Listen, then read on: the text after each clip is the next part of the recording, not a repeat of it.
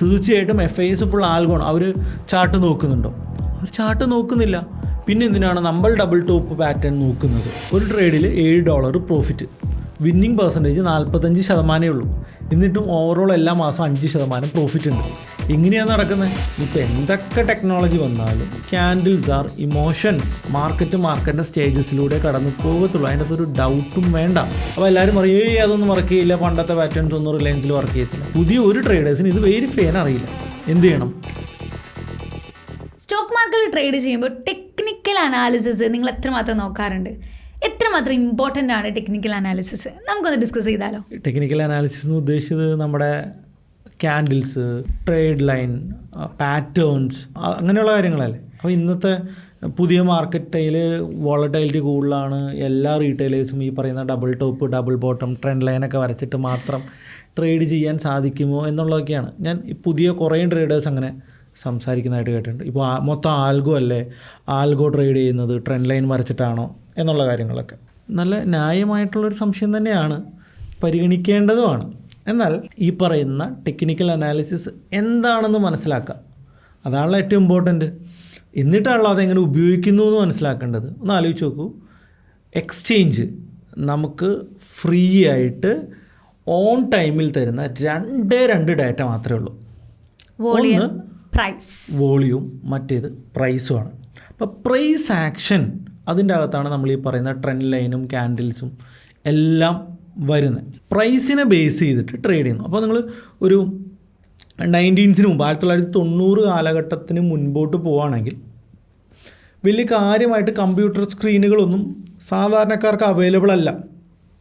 സാധാരണക്കാരൻ പിറ്റേ ദിവസം മാർക്കറ്റിൽ പത്രം ഇറങ്ങിയതിന് ശേഷമാണ് മാർക്കറ്റിൻ്റെ പ്രൈസ് മൂവ്മെൻറ്റും അന്നത്തെ ക്യാൻഡിലിനെ കുറിച്ചും മനസ്സിലാക്കുന്നത്. ഒരിക്കലും ഒരു 1 hour ക്യാൻഡിലോ 50 minutes ക്യാൻഡിലോ ഒന്നും അവർ കണ്ടിട്ടുണ്ടാവില്ല. അവരാകെ കാണുന്നത് എന്താണ്?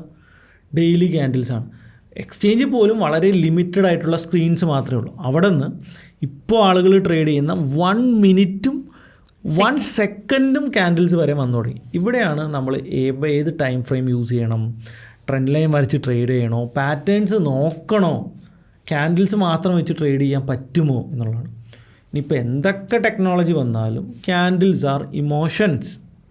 മാർക്കറ്റിൻ്റെ സ്റ്റേജസിലൂടെ കടന്നു പോകത്തുള്ളൂ. അതിൻ്റെ ഒരു ഡൗട്ടും വേണ്ട. നിങ്ങൾ ഡെയിലി ടൈം ഫ്രെയിമിൽ കൊണ്ടുപോയിട്ട് ട്രെൻഡ് ലൈൻ വരച്ച് നോക്കിയേ, അത് വർക്ക് ചെയ്യില്ലേ? അപ്പോൾ അത് വർക്ക് ചെയ്യില്ല എന്ന് നമുക്ക് പറയാൻ പറ്റുമോ? അതും പറ്റത്തില്ല. അപ്പോൾ ഡിസിഷൻ എടുക്കേണ്ടത് ലോജിക്ക് മിക്സ് ചെയ്യുക. എല്ലാ ലിക്വിഡിറ്റി ബേസ് ചെയ്തിട്ടാണ് മാർക്കറ്റ് മൂവ് ചെയ്യുന്നത്. അപ്പോൾ ഇപ്പോൾ ഇവിടെ ഒരു ഡബിൾ ടോപ്പ് ഉണ്ടായതുകൊണ്ട് ലിക്വിഡിറ്റി ഒറിജിനൽ മൂവ്മെൻറ്റ് നടത്താൻ ആഗ്രഹമുള്ള ആൾക്കാർക്ക് ലിക്വിഡിറ്റി കിട്ടുമോ? കിട്ടുമെങ്കിൽ ആ പാറ്റേൺ വർക്ക് ചെയ്യും. ലിക്വിഡിറ്റി ഇല്ലാത്തൊരു പാറ്റേൺ ഉണ്ടാക്കുകയും അതിൻ്റെ ഒരു ബ്രേക്ക് ഔട്ട് ഉണ്ടാകുകയും ചെയ്താൽ അത് ഫേക്ക് ബ്രേക്ക് ഔട്ടായിരിക്കും. അപ്പോൾ പെട്ടെന്ന് ഇതെങ്ങനെ മനസ്സിലാക്കാൻ പറ്റും? അതിന് SMC പഠിച്ചാൽ പറ്റുമോ? അല്ലെങ്കിൽ മാർക്കറ്റ് പ്രൊഫൈൽ പഠിച്ചാൽ പറ്റുമോ? ഓർഡർ ഫ്ലോ പഠിക്കണം? ഇതൊക്കെയാണ് എല്ലാവരുടെയും ക്വസ്റ്റ്യൻസ്. എന്ത് തോന്നുന്നു? ഈ ടെക്നിക്കൽ അനാലിസിസ് അല്ലെങ്കിൽ പാറ്റേൺസ്, ട്രെൻഡ് ലൈൻസ് ഒക്കെ കൂടുതലായിട്ട് വർക്ക് ചെയ്യുന്നത് കുറച്ചുകൂടി വലിയ ടൈം ഫ്രെയിമിൽ നന്നായിട്ട് വർക്ക് ചെയ്യുന്നതായിട്ട് ഞാൻ ഫീൽ ചെയ്തിട്ടുണ്ട്. എനിക്ക് ട്രേഡ്സും കിട്ടിയിട്ടുണ്ട്. ലൈക്ക് സ്വിംഗ് ട്രേഡിങ്ങിനായാലും സ്വിംഗ് ട്രേഡിങ് തന്നെ ഷോർട്ട് ടൈം ഇൻട്രസ്റ്റിങ്. അല്ലാതെ ഒരു ഇൻട്രാഡേ ട്രേഡിങ്ങിൽ കൊണ്ടുപോയി ഇത് നമ്മൾ അപ്ലൈ ചെയ്യുമ്പോൾ എത്രമാത്രം അതിനൊരു വാല്യൂ ഉണ്ടെന്നുള്ളത് നമ്മൾ എന്തായാലും ഡിസ്കസ് ചെയ്യും. ഇപ്പോൾ ഞാനൊരു സിമ്പിൾ പാറ്റേൺ പറയാം. ഒരു റെക്റ്റാങ്കിൾ, ഒരു ഡബിൾ ടോപ്പ് പാറ്റേൺ റിലയൻസിൻ്റെ ചാർട്ടിൽ വർക്ക് ചെയ്യോ ഇല്ലയോ? ഡബിൾ ടോപ്പ് പാറ്റേൺ റിലയൻസിൽ 3 minute double top pattern work ചെയ്യോ ഇല്ലയോ? അപ്പോൾ എല്ലാവരും പറയും അതൊന്നും വർക്ക് ചെയ്യില്ല, പണ്ടത്തെ പാറ്റേൺസ് ഒന്നും റിലയൻസിൽ വർക്ക് ചെയ്യത്തില്ല.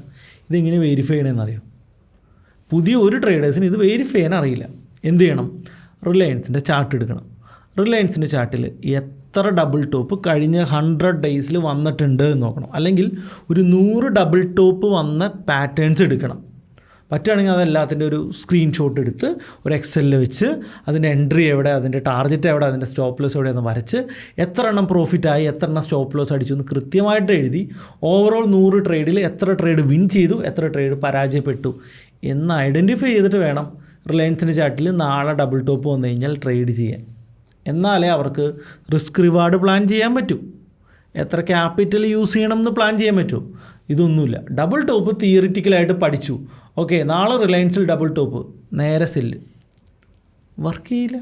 പിന്നെ അതുമാത്രമല്ല നമ്മൾ പഠിച്ചു വെക്കുന്നത് എല്ലാം കൂടി ഒരുമിച്ച് ഡബിൾ ടോപ്പ്, ഡബിൾ ബോട്ടം, എന്താ പറയുക, ഹെഡ് ആൻഡ് ഷോൾഡർ, ഇതെല്ലാം ഒരുമിച്ചാണ് പഠിച്ചു വെക്കുന്നത്. പക്ഷെ ഒരു സ്റ്റോക്കിൽ, ഒരു ചാർട്ടിൽ വർക്ക് ചെയ്യുന്ന ഒരു പാറ്റേൺ അടുത്ത ചാർട്ടിലും വർക്ക് ചെയ്യണമെന്നില്ല. ഇപ്പം അതെന്തുകൊണ്ടാണെന്നറിയോ? ഇപ്പോൾ സിൽബി സ്ഥിരമായിട്ട് ചെയ്യുന്ന ചില സ്റ്റോക്സ് ഉണ്ടാവും, അതിൽ സിൽബിക്ക് അതിനൊരു ഫേവറേസും ഉണ്ടാവും, അതിൻ്റെ പ്രൈസ് മൂവ്മെൻറ്റിനെ കുറിച്ച് ഈ പാറ്റേൺ ഒന്നും വരയ്ക്കാതെ തന്നെ ഒരു ഐഡിയ ഉണ്ടാവും. അതായത് ആ സ്റ്റോക്കിൽ ട്രേഡ് ചെയ്യുന്ന ട്രേഡേഴ്സിൻ്റെ ഇമോഷനാണ് ആ പാറ്റേൺ. അല്ലാതെ അവിടെ ഡബിൾ ടോപ്പ് ഉണ്ടായി വരുന്നതല്ല. അവിടെ ലിക്വിഡിറ്റി ഉണ്ടാക്കാൻ വേണ്ടിയിട്ട്, ലിക്വിഡിറ്റി ഉണ്ടാകാൻ വേണ്ടിയിട്ട് ആ സ്റ്റോക്കിൽ സ്ഥിരമായിട്ട് ട്രേഡ് ചെയ്യുന്ന കോർ ട്രേഡേഴ്സിൻ്റെ ഇമോഷൻ, നമ്മളതിനെ പേജേഴ്സ് എന്നൊക്കെ പറയും. ഈ ഡെസ്കിലൊക്കെ ഇരുന്ന് ട്രേഡ് ചെയ്യുന്ന ആൾക്കാരുണ്ട്, വലിയ വലിയ ഇൻസ്റ്റിറ്റ്യൂഷൻസിനോ അല്ലെങ്കിൽ പ്രോ ഡെസ്കിലൊക്കെ ഇരുന്ന് ട്രേഡ് ചെയ്യുന്ന ട്രേഡേഴ്സൊക്കെ ഉണ്ട്. ഇവർ വലിയ മണിക്കായിരിക്കും ട്രേഡ് ചെയ്യുന്നത്, വലിയ എമൗണ്ടിനായിരിക്കും ട്രേഡ് ചെയ്യുന്നത്. അപ്പോൾ ഇവർ ലിക്വിഡിറ്റി എടുക്കാൻ വേണ്ടിയിട്ടും അല്ലെങ്കിൽ ലിക്വിഡിറ്റി ഉണ്ടാക്കാൻ വേണ്ടിയിട്ടൊക്കെ ആയിരിക്കും ഇത്തരത്തിലുള്ള പാറ്റേൺസ് ക്രിയേറ്റ് ആവുന്നത്. അപ്പോൾ അങ്ങനത്തെ വലിയ ട്രേഡേഴ്സിൻ്റെ ട്രേഡിങ് സ്റ്റൈലാണ് ഈ പാറ്റേൺസ്. അപ്പോൾ അത് വർക്ക് ചെയ്യും. അപ്പോൾ അത് ഏതിലാണ് ഈ പാറ്റേൺസ് വരുന്നതെന്നോ, എങ്ങനെയാണ് പറയുന്ന ബിഗ് ട്രേഡേഴ്സ് പാറ്റേൺ ഉണ്ടാക്കുകയും അവരെങ്ങനെ അത് ഫോളോ ചെയ്യുന്നു എന്നും ഒരു ബിഹേവിയർ പാറ്റേൺ ഉണ്ട്. ആ ബിഹേവിയർ വർക്ക് ചെയ്യും. ഇപ്പോൾ FIS ഫുൾ ആൽഗോ വെച്ചിട്ടാണോ എൻട്രി എടുക്കുന്നത്? തീർച്ചയായിട്ടും FIS ഫുൾ ആൽഗോ ആണ്. അവർ ചാർട്ട് നോക്കുന്നുണ്ടോ? അവർ ചാർട്ട് നോക്കുന്നില്ല. പിന്നെ എന്തിനാണ് നമ്മൾ ഡബിൾ ടോപ്പ് പാറ്റേൺ നോക്കുന്നത്? ഇതാണല്ലോ ക്വസ്റ്റ്യൻ. ഇവിടെയാണ് രസകരമായിട്ടുള്ളൊരു കാര്യം വരുന്നത്. ഇതിനു മുമ്പത്തെ ഒരു പോഡ്കാസ്റ്റിൽ ഞാൻ പറയുന്നുണ്ട് എൻട്രി അൽഗോരിതം, എക്സിറ്റ് അൽഗോരിതം ഒക്കെ. അത് കേൾക്കാത്തവരുണ്ടെങ്കിൽ അതൊന്ന് കേട്ടു നോക്കാം. അപ്പോൾ നമ്മൾ മനസ്സിലാക്കേണ്ടത്, ഇപ്പോൾ ഞാൻ ABC എന്ന് പറയുന്ന ഹെഡ്ജ് ഫണ്ടാണ്. എൻ്റെ കയ്യിൽ എൻട്രി അൽഗോരിതം ഒരു 4, 5, 6 ടൈപ്പേ ഉണ്ടാകത്തുള്ളൂ. ഞാൻ ചില സ്റ്റോക്കുകളിൽ ഇത് തന്നെയായിരിക്കും റിപ്പീറ്റ് ചെയ്ത് ഉപയോഗിച്ചുകൊണ്ടേയിരിക്കുന്നത്. പുതിയത് ഞാൻ കണ്ടുപിടിക്കുന്ന വരെയും ഇത്തരത്തിലുള്ള എൻട്രി എക്സിറ്റ് അൽഗോരിതംസ് തന്നെ ഞാൻ ഉപയോഗിച്ചുകൊണ്ടിരിക്കും. അപ്പോൾ അങ്ങനെ എൻ്റെ എൻട്രി എക്സിറ്റ് അൽഗോരിതംസ് ഉണ്ട് എങ്കിൽ, ഞാൻ റെഗുലർലി ഇന്ന സ്റ്റോക്കുകളിലാണ് അത് ഉപയോഗിക്കുന്നതെങ്കിൽ, ചില പാറ്റേൺസ് വരുമ്പോൾ ഇത് വർക്ക് ചെയ്യില്ലേ? ഇത് വർക്ക് ചെയ്യേണ്ടതല്ലേ? അങ്ങനെ തന്നെയല്ലേ വർക്ക് ചെയ്യത്തുള്ളൂ. അപ്പോൾ അവിടെ ശ്രദ്ധിക്കുക. ഞാൻ പറഞ്ഞത് നാളെ മുതൽ ഡബിൾ ടോപ്പും ഡബിൾ ബോട്ടവും വരച്ചിട്ട് നിഫ്റ്റി പോയി ട്രേഡ് ചെയ്യാമെന്നല്ല.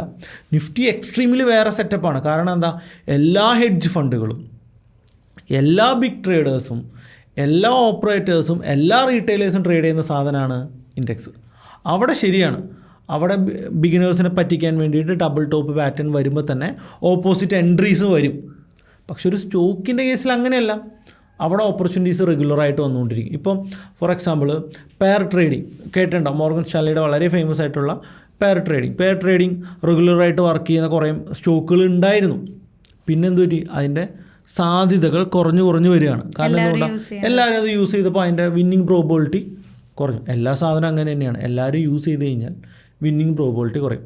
ഇപ്പോഴും ഞാൻ പറയുന്നു, ഇൻഡെക്സിൽ തന്നെ, നിഫ്റ്റി തന്നെ പല സ്റ്റോക്കുകളിലും ഇത്തരത്തിലുള്ള പാറ്റേൺസ് അടിപൊളിയായിട്ട് ചെറിയ ടൈം ഫ്രെയിമുകളിൽ വർക്ക് ചെയ്യും. പക്ഷെ ഇരുന്ന് കണ്ടുപിടിക്കേണ്ടതായിട്ട് വരും, പണിയെടുക്കേണ്ടി വരും. ഇല്ലാതെ ഒന്നും നടക്കത്തില്ല. കുറച്ചും കൂടി പാറ്റേൺസ് ബ്രേക്ക്ഔട്ടിനേക്കാൾ ഇൻട്രാഡേ ട്രേഡേഴ്സ് ക്യാൻഡിൽസ്, അതായത് single, double, triple candles like morning star, evening star, engulfing, ഈ പേരൊക്കെ പറഞ്ഞ ആൾക്കാരെ വെറുതെ പേടിപ്പിക്കേണ്ട. ആക്ച്വലി ക്യാൻഡിൽ മാത്രം വെച്ച് ട്രേഡ് ചെയ്യുകയാണെങ്കിൽ വർക്കൗട്ട് ആവും. കാരണം എന്താണെന്ന് വെച്ച് കഴിഞ്ഞാൽ, ഈ പറയുന്ന രീതിയിൽ ബാക്ക് ടെസ്റ്റ് ചെയ്യുക, എന്നിട്ട് ഒരു 60% വർക്ക് ചെയ്യുന്ന ഒരു ക്യാൻഡിൽ സ്റ്റിക്സ് പാറ്റേൺ കണ്ടുപിടിക്കാം. എന്നിട്ട് ഒരു 1:2 റിസ്ക് റിവാർഡും സെറ്റ് ആവുന്നുണ്ട് എങ്കിൽ, എന്ത് മാർക്കറ്റ് കണ്ടീഷനാണെങ്കിലും, മാർക്കറ്റ് ബുള്ളിഷോ ബീറിഷോ സൈഡ് വൈസോ എന്തും ആയിക്കൊള്ളട്ടെ, ആ ക്യാൻഡിൽ വരുമ്പോൾ ചുമ്മാ ട്രേഡ് ചെയ്യാം. ട്രേഡിങ്ങിൽ വിജയിക്കാനായിട്ട് മാർക്കറ്റ് എങ്ങോട്ട് പോകുന്നു എന്ന് കണ്ടുപിടിക്കേണ്ട ആവശ്യമേ ഇല്ല. കൃത്യമായിട്ട് റിസ്കിനെ ഡിഫൈൻ ചെയ്ത് റിസ്ക് റിവാർഡ് ഉണ്ടായാൽ മതി. ഇപ്പോൾ നമ്മുടെ ഫോറക്സിൻ്റെ ആൽഗോ, നമ്മുടെ ഫോറക്സിൻ്റെ ആൽഗോയിൽ നമ്മൾ ട്രേഡ് ചെയ്യുമ്പോൾ ഒരു ട്രേഡിൽ $3 ലോസ്, ഒരു ട്രേഡിൽ $7 പ്രോഫിറ്റ്. വിന്നിങ് പെർസെൻറ്റേജ് 45% ഉള്ളൂ. എന്നിട്ടും ഓവറോൾ എല്ലാ മാസവും 5% പ്രോഫിറ്റ് ഉണ്ട്. എങ്ങനെയാണ് നടക്കുന്നത്? ഒറ്റ കണ്ടീഷൻ, റിസ്ക് ഡിഫൈൻഡ് ആണ്. അനാവശ്യമായിട്ട് $3 കൂടുതൽ ലോസ് മേടിച്ച് നമ്മുടെ പോക്കറ്റിൽ വെക്കില്ല. പ്രോഫിറ്റ് കിട്ടുമ്പോൾ $7 മേടിക്കുകയും ചെയ്യും. 100 ട്രേഡ് ചെയ്താൽ 45 ട്രേഡേ വിൻ ചെയ്യുള്ളൂ, എന്നിട്ടും ലാഭമാണ്. ഓക്കെ, ഇത്രയേ ഉള്ളൂ ട്രേഡിങ്. അപ്പോൾ എല്ലാവരും മനസ്സിൽ വിചാരിക്കുന്നവരെ എല്ലാ മൂവ്മെൻറ്റും പിടിച്ച് ട്രേഡ് ചെയ്യേണ്ട ആവശ്യമൊന്നുമില്ല. ക്യാൻഡിൽ മാത്രം വെച്ച് ചെയ്യാം, അല്ലെങ്കിൽ ഇതുപോലെ പാറ്റേൺ വെച്ച് ചെയ്യാം. അല്ല, ഞാൻ ക്യാൻഡിൽ എന്ന് പറയുമ്പോഴും ഇപ്പോൾ മോർണിംഗ് സ്റ്റാർ എന്നൊരു പേര് പറയുകയാണെങ്കിൽ മോർണിംഗ് സ്റ്റാർ എപ്പോഴും ഉണ്ടാവുന്ന ഒന്നല്ല. വളരെ സമയം എടുത്ത് റെയറായിട്ട് ഉണ്ടാകുന്ന സാധനങ്ങൾ. പക്ഷെ അത് നിങ്ങൾ മനസ്സിലാക്കി കഴിഞ്ഞാൽ അവിടെ നിങ്ങൾക്കൊരു ഓപ്പർച്യൂണിറ്റി ഉണ്ട്. മനസ്സിലാക്കുക, ബാക്ക് ടെസ്റ്റ് ചെയ്യുക, റിസ്ക് റിവാർഡ് ഡിഫൈൻ ചെയ്യുക, എക്സ്ട്രാ ഫണ്ട് വെക്കുക, അതെ അതെ അതെ, മെക്കാനിക്കലി ചെയ്യുക. കമ്പ്യൂട്ടർ എങ്ങനെ എക്സിക്യൂട്ട് ചെയ്യുന്നോ അതുപോലെ ചെയ്യുക. അല്ലാതെ എന്തുകൊണ്ട് മാർക്കറ്റ് മുകളിൽ പോയി, എന്തുകൊണ്ട് മാർക്കറ്റ് താഴെ പോയി എന്നുള്ള ലോജിക്കലി അറിയണം. ഓക്കെ, മാർക്കറ്റ് ഇന്ന് 100 പോയിൻ്റ് മുകളിൽ പോകാനായിട്ട് RBI ഇത്രയും ബോണ്ട് മേടിച്ചു, സ്റ്റേറ്റ് ബാങ്ക് ഓഫ് ഇന്ത്യ ഇത്രയും ബോണ്ട് സെല്ല് ചെയ്തു, ആ സമയത്ത് ഗ്ലോബൽ മാർക്കറ്റ് ബുള്ളിഷായി, ആ സമയത്തായിരുന്നു ബജാജ് ഫിനാൻസിൽ ന്യൂസ്. ഇങ്ങനെ കുറേ കാര്യങ്ങൾ മനസ്സിലാക്കിക്കൊണ്ട് 100 പോയിൻ്റ് മുകളിൽ പോയി എന്ന് മനസ്സിലാക്കുന്നതും, ഓക്കെ, ഒരു പിൻബാർ വന്ന് മാർക്കറ്റ് മുകളിൽ പോയി എന്ന് മനസ്സിലാക്കുന്നു. ട്രേഡറിന് ഏതാ വേണ്ടത്? പിൻബാർ വന്ന് അവിടെ ഒരു പിൻബാർ, ക്യാൻഡിൽ പിൻബാർ വന്നു, എനിക്ക് 1:2 ട്രേഡ് കിട്ടി, ഞാൻ എൻട്രി എടുത്തു, ഞാൻ എക്സിറ്റ് അടിച്ചു. മാർക്കറ്റ് മുകളിൽ പൊക്കോട്ടെ, മാർക്കറ്റ് താഴെ പൊക്കോട്ടെ. അല്ല, അത് പറഞ്ഞത് കറക്റ്റാണ്. അതായത് എനിക്ക് തോന്നുന്നു JSW സ്റ്റീൽ കഴിഞ്ഞ ദിവസം ചെറിയൊരു സ്വിങ് എൻട്രി ഞാൻ ചെയ്തപ്പോൾ അത് അതിൽ കുറച്ച് കാര്യങ്ങൾ കൊണ്ട് JSW സ്റ്റീൽ ഒരു ബ്രേക്ക് ഇതിൽ നിൽക്കുകയായിരുന്നു. പക്ഷേ ടെക്നിക്കലി എനിക്കത് മനസ്സിലാക്കാൻ പറ്റി.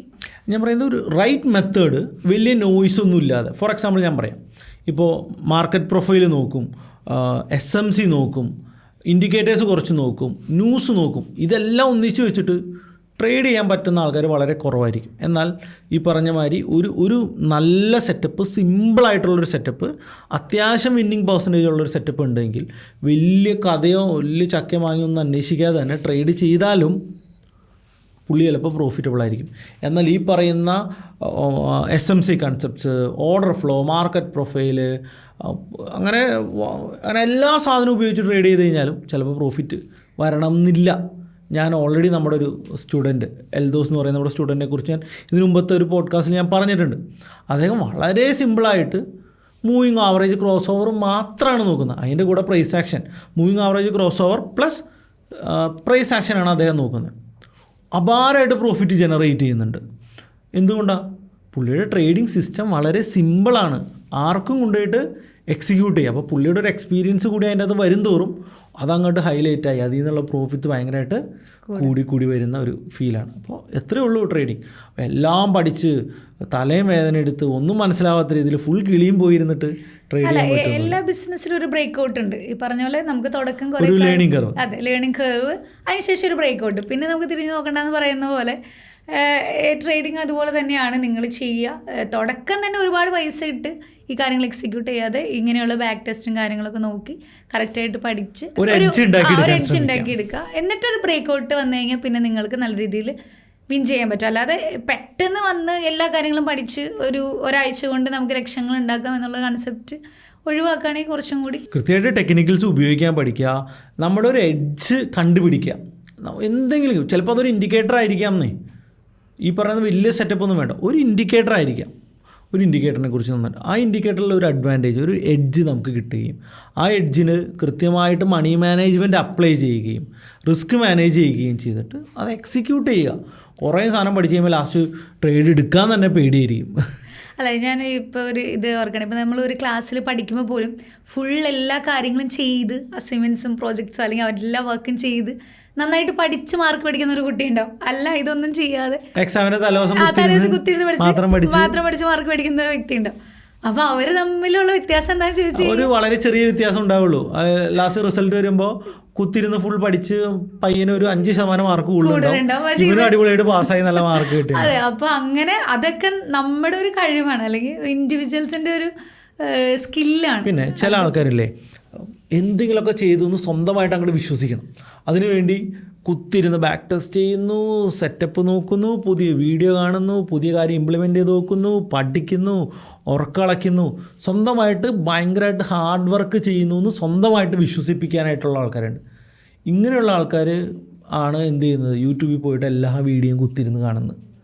സ്വന്തമായിട്ട് അവർക്കൊരു വിശ്വാസമില്ല, സ്വന്തം സെറ്റപ്പിൽ അവർക്കൊരു വിശ്വാസമില്ല. ആരെങ്കിലും പറഞ്ഞു കേൾക്കുന്ന സെറ്റപ്പ്, ഓഹോ അവർ ആ സെറ്റപ്പ് ചെയ്യുന്നുണ്ടല്ലോ, അവർക്ക് പ്രോഫിറ്റ് കിട്ടുന്നുണ്ടാവും, എങ്കിൽ ശരി ഞാനും അതൊന്ന് പരീക്ഷിച്ച് നോക്കാം. പക്ഷെ അയാൾക്കത് വർക്കാവണമെന്നില്ല.